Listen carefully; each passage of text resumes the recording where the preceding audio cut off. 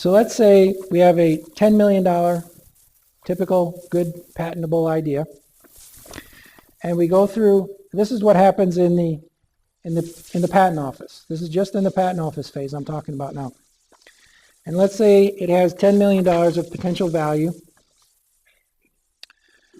but then we do an office action and we amend our claims and we narrow the claims and we make arguments. So that's not in our, we're not claiming that, we're different from the Soviet era missile launcher. We're different from this dock. We're different from this aircraft carrier. And so every time you make one of those arguments, you say, oh, we don't cover it unless it floats. We don't cover it if it doesn't have a propeller. We don't cover it if it's more than 10 feet long.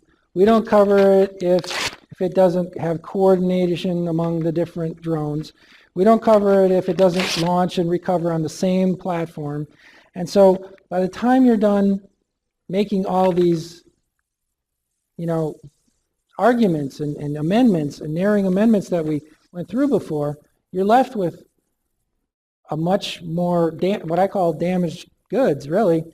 And what's worse is every one of these things that you said wasn't in your patent, it becomes a roadmap for your competitors to design around your patent. So all your competitor has to do is go to the publicly available database at the patent office. It's all in the written record, and pick up just read it, and very inexpensively figure out how to design around your patent, because you had so many of these things, they got a choice.